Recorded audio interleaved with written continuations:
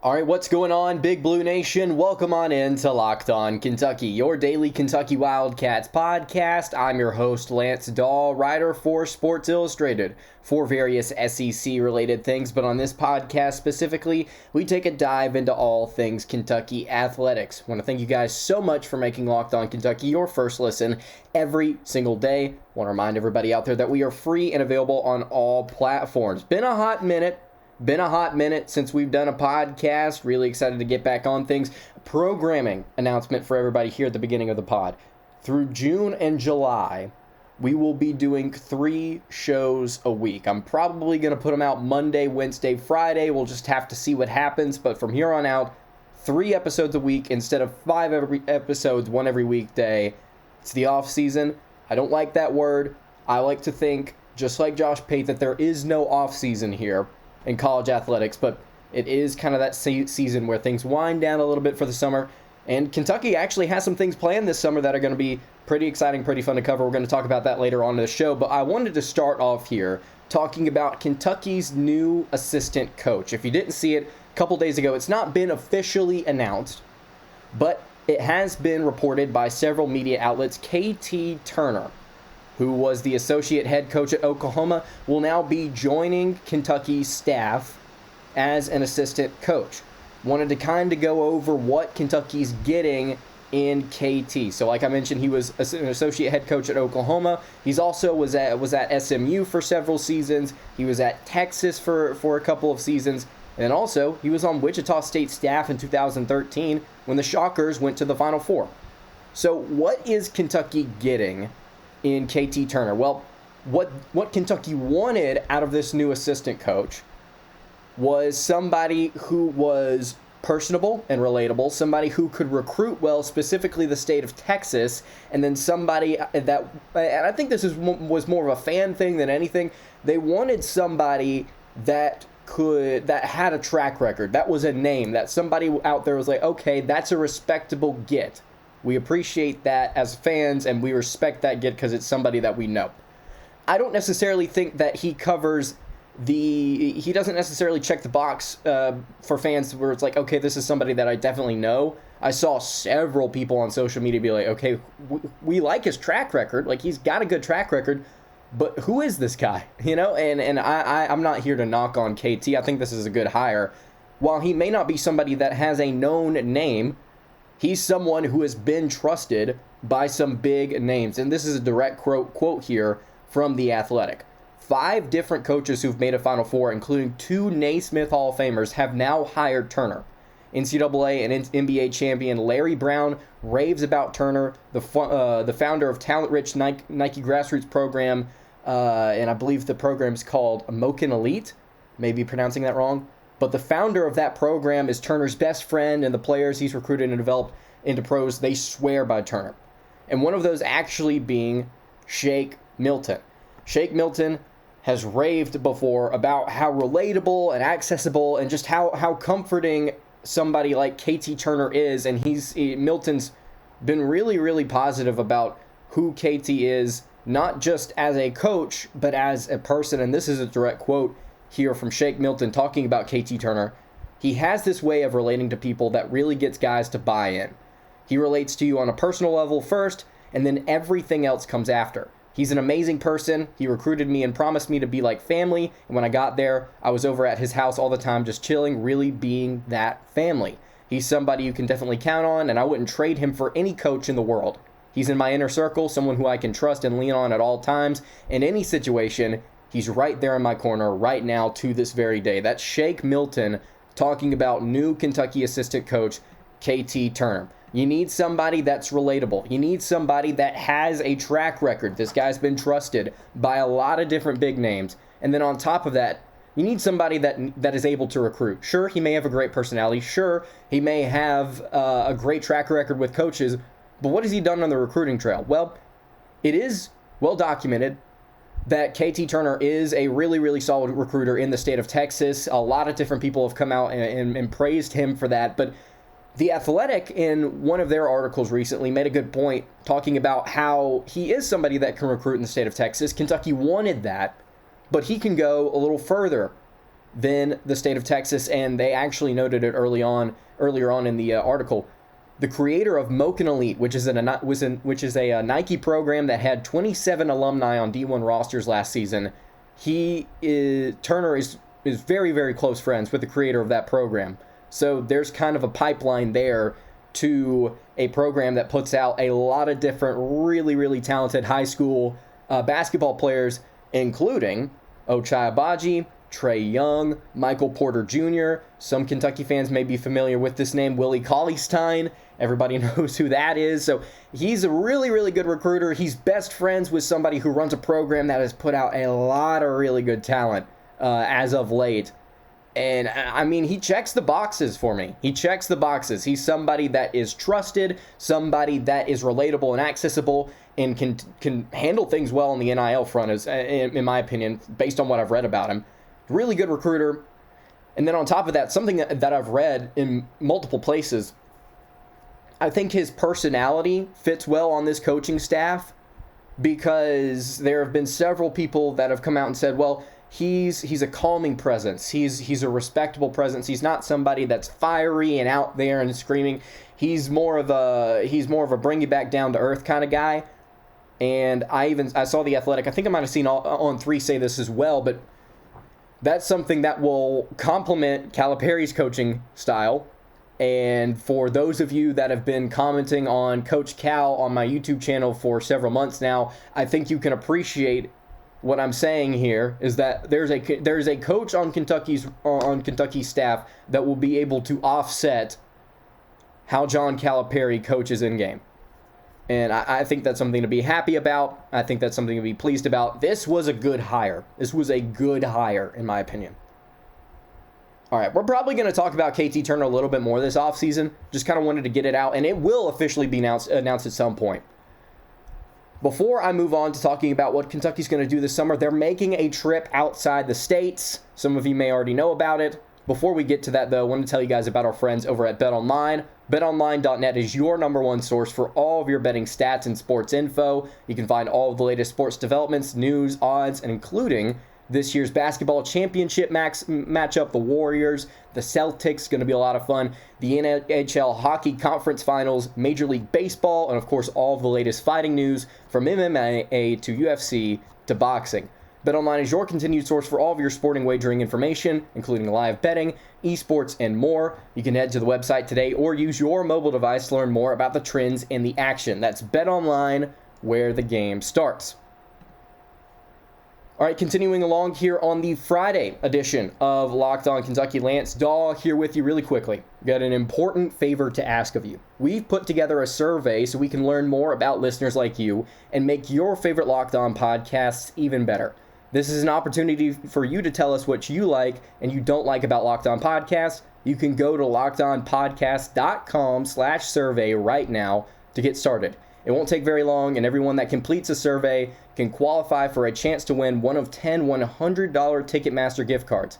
To take our audience survey, again, you can go to lockedonpodcast.com/survey. I would really appreciate it if you guys went and filled that out. Thank you so much for your help. All right, Kentucky back in the Bahamas. That's right. So Kentucky is leaving the country to go on a summer trip. They're going back to the Bahamas. I believe this is the third time that the Wildcats have been back to the Bahamas.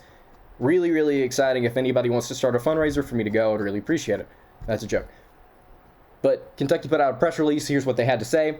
The Wildcats will be heading to the beautiful Bahamas Resort for a 4-game, 7-day trip from August 8th through the 14th. UK will train at the world-class resort and play 4 games during its stay as it prepares for the 2022-23 season. Kentucky will play the Dominican Republic national select team on August 10th. Tec de Monterrey, I believe is how you pronounce that. I may be completely off on that.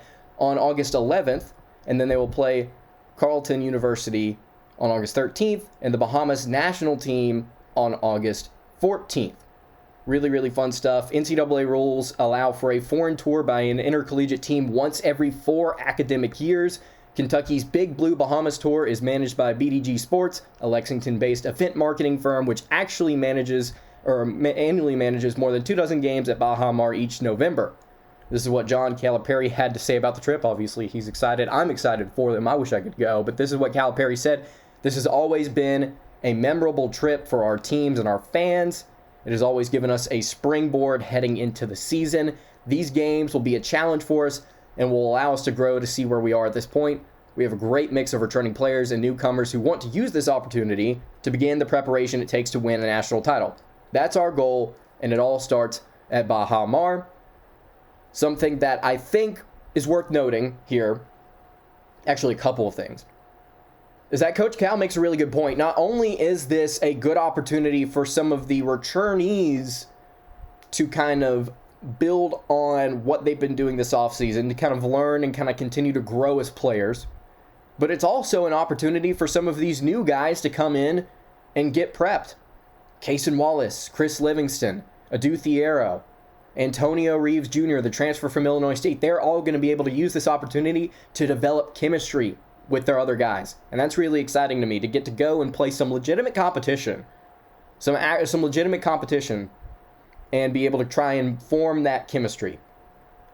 I think that's really good. Something else I think is also kind of jokingly worth pointing out here. I mean, if the team does anything like what Lance Ware has done in Brazil, and we've talked about that before on this podcast, just how he is just absolutely balled out in Brazil, playing some games against some professional teams. I mean, that is a great sign for the season to come. If they can pull off what Lance Ware did, he dropped like 39 in a game. 39! And then I think the final thing that's really interesting to note, this is the third time the Wildcats have made the trip to the Bahamas to serve as a tune-up for the regular season. That's what the press release notes.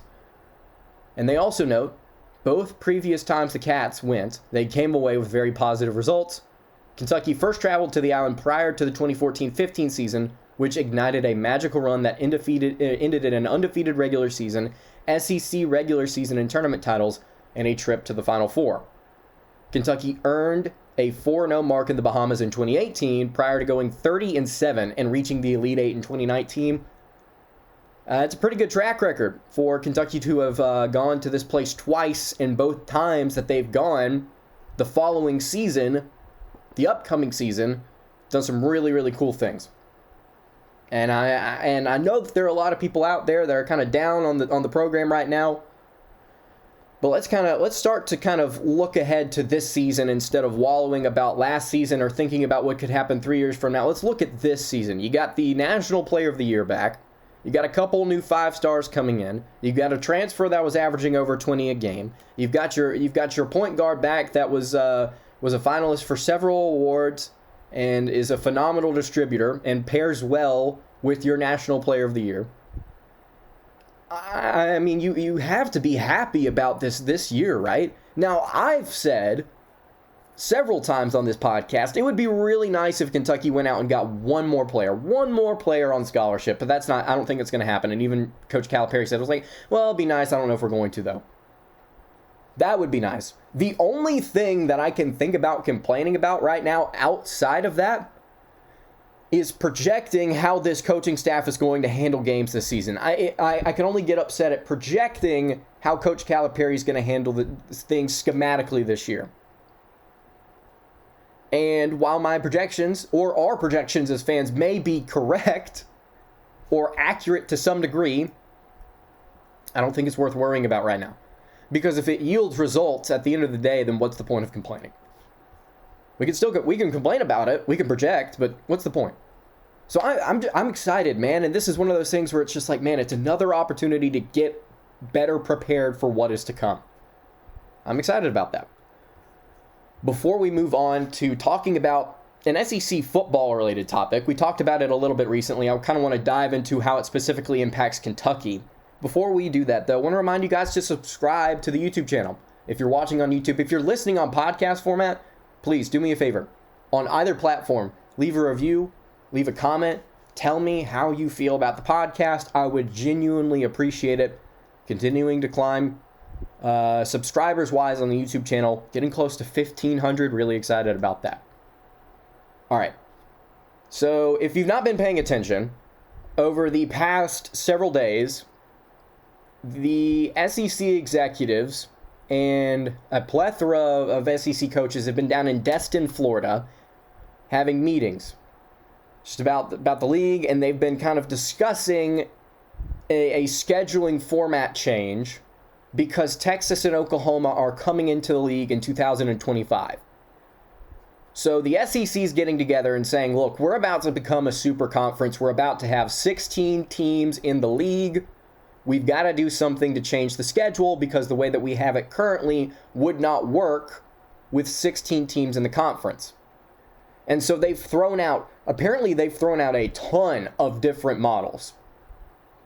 But they've kind of narrowed it down to, I believe, two different models.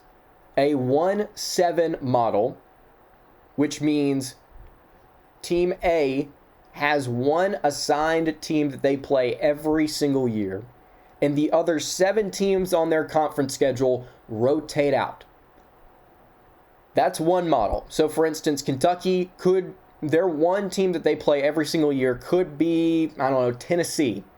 And I know that's not going to happen. I'm just throwing it out there. Tennessee. And then the other 7 teams that they would play in an 8-game conference schedule, the other 7 teams would rotate out. There is another model that I kind of lean towards because I just don't like the sound of the 1-7 model. The other model is a 3-6 model. You have 3 teams that you play every single year. And then you have 6 other teams on your conference schedule. So that's 9 games in total. You have 6 other teams on your conference schedule that rotate out. I think that makes more sense. I don't like either model. I like the way that the scheduling's set up now. But sacrifices have to be made because you're bringing in 2 teams to your conference. Do I want Texas and Oklahoma in the league? Quite frankly, no. I don't. But it's happening, so we have to adjust, and things have to happen in order for it to go smoothly.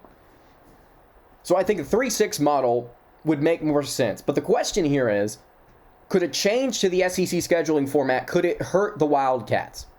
And I think there are a couple of reasons why it may. It could hurt Kentucky's ability to become bowl eligible consistently. Now you may say, well, Lance, we're coming fresh off a 10-win season.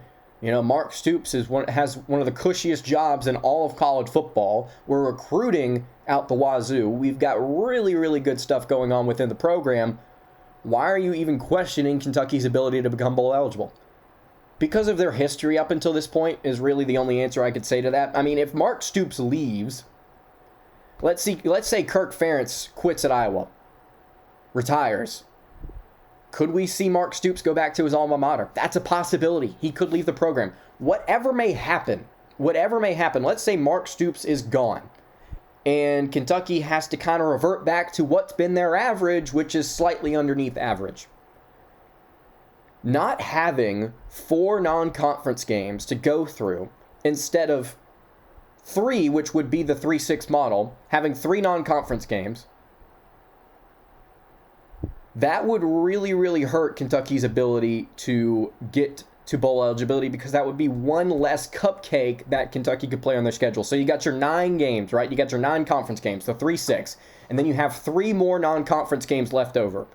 Let's say all 3 of those for Kentucky are cupcakes. It's Eastern Michigan, it's Wyoming, and it's some FCS team, okay? That's 3 wins, but you got to get to 6 to get to bowl eligibility. Now, Missouri and Vanderbilt, hypothetically, you play them every other year or whatever. I'm just shooting from the hip here. Missouri and Vanderbilt, those feel like 2 comfortable wins at this point. Or even in the future, those feel like games you can at least compete in. Okay, so those are 2 wins. Then you get your 3 non-conference wins. You still need 1 more win to get to that bowl.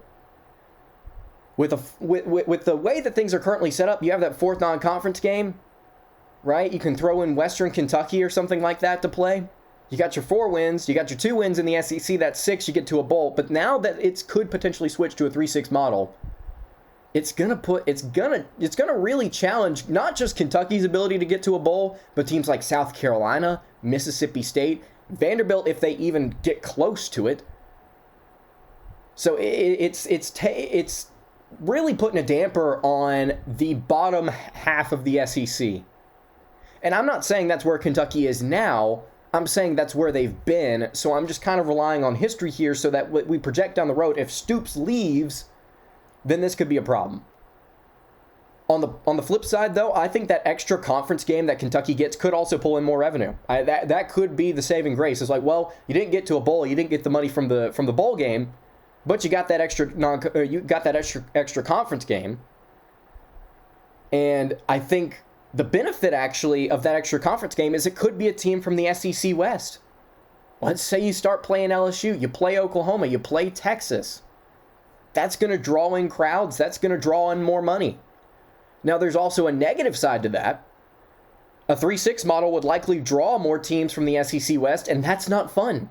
Do we think Kentucky's winning games against Oklahoma often?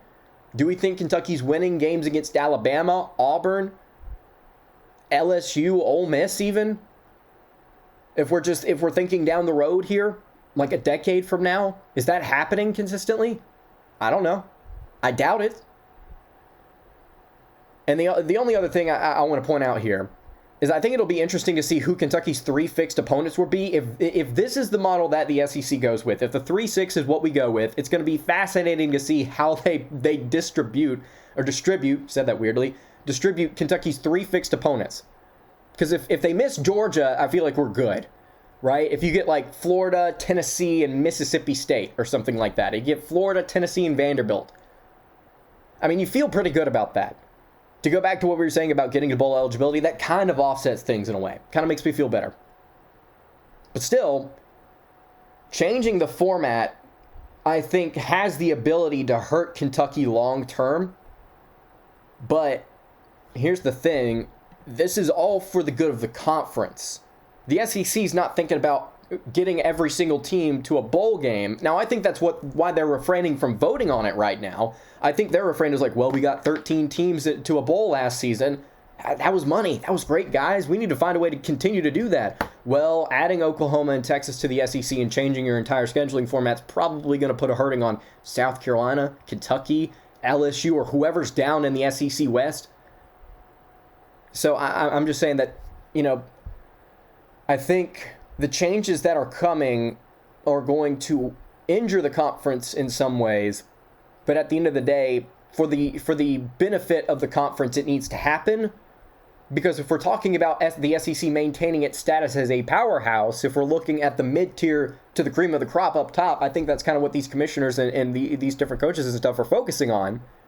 Well, that's the more valuable thing. We got to find a way to preserve that. Not just the entire conference, but preserve our good teams. Because we got a lot of them.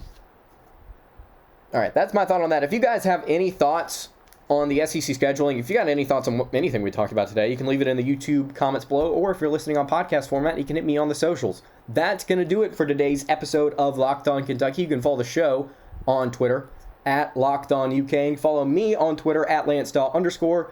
You can follow the show on Instagram at Kentucky Podcast. Any questions, comments, concerns?